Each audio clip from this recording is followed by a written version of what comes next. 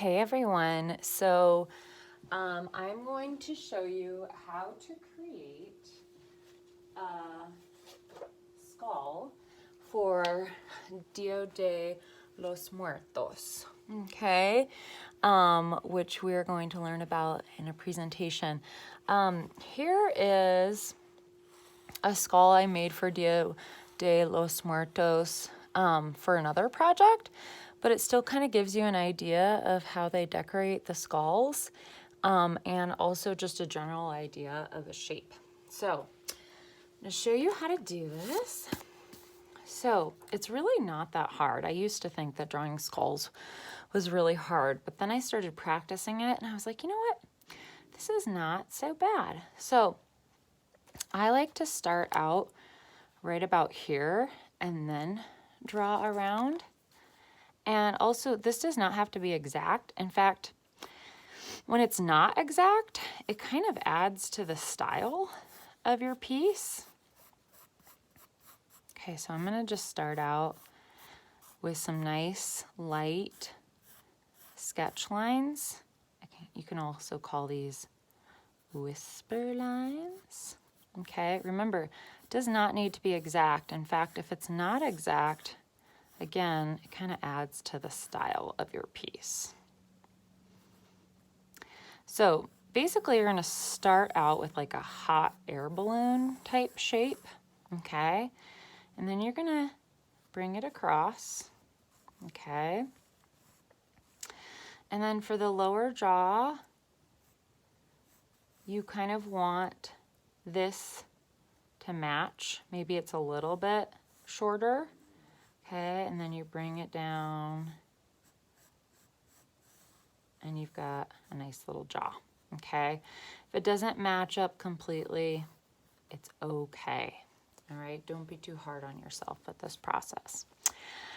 Now, when we get to this point, you're gonna wanna create the nose, which is basically kind of like an upside down heart. And if it helps you, you can actually turn your paper upside down.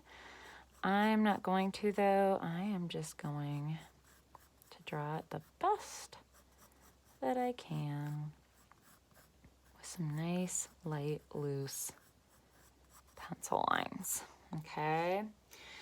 And then you can go ahead and draw the holes for where your eyes would go.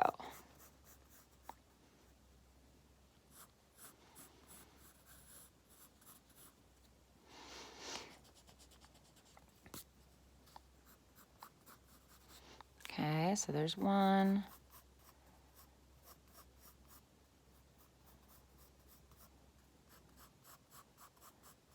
And there's two. So what I like about these light, loose sketch lines is if at any time I'm like, you know what, I just don't like the way that's turning out, you can just really easily erase and recreate the shape that you want, okay? Now I'm noticing these aren't quite as even, which again, doesn't matter if it's perfect, but I want it to be how I want it to be.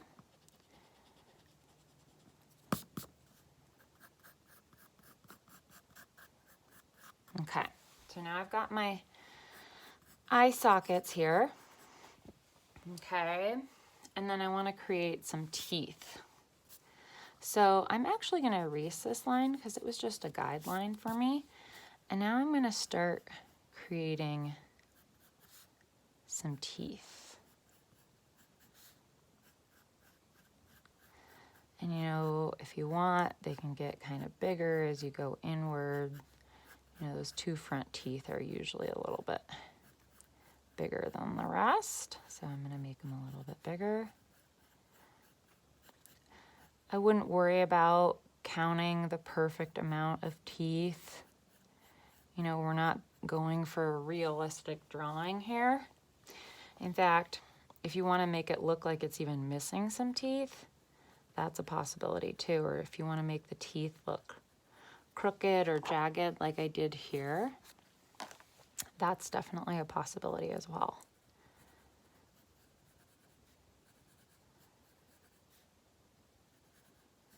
Kind of like the way that looks, actually. Okay. So now I've got my skull, and you know, as we saw in the video and talked about from the presentation, they decorate the skulls with flowers and different shapes and patterns and different designs from nature, floral patterns. And so now you get to go back and create those types of designs, okay? And so here you can see that I did just these little half circles all around the outside, part of a flower, some little ovals, flowers, some little swirls, leaves, dots, some spider webs, okay? So this part of the decorating process is up to you, and we'll look at a bunch of examples to give you some more ideas, okay? But now you know how to draw the general shape of a skull, and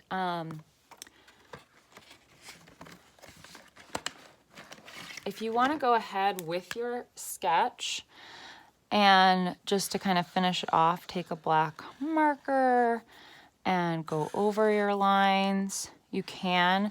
Remember, this is just a sketch and it's practice to kind of get you ready for the final piece, which is going to be sgraffito or scratch art for a Day of the Dead skull.